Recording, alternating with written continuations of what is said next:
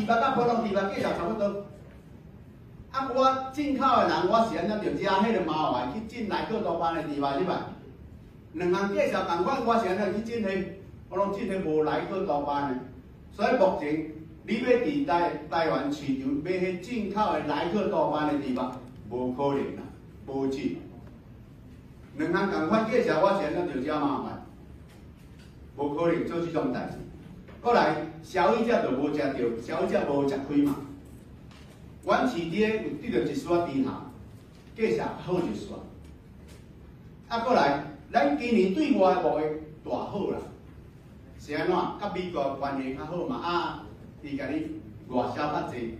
啊，过咱台湾，搁再讲，咱台湾疫情嘛控制了真好。疫情控制了真好，咱台湾的工商的运转上无受到影响啦。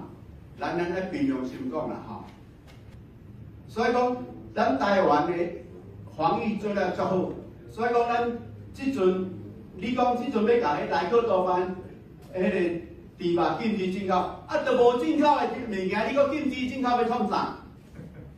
啊，无进口的物件，你讲要禁止进口，你毋是加做？啊，加做有啥物好处？无好处嘛，干呢经济无会倒退愈尔。安尼敢有需要做即种戆代志？咱搁甲照目前安尼做，甲经济做好，迄个农委的这边甲迄个猪肉的分类做清楚，无人要去食迄一般的消费者啦，无人要去食迄个进口的猪肉。啊，我搁甲各位报告者，咱伫外面看到的矿肉饭，迄个排骨便当，因拢袂使用到进口的猪肉，是安怎讲？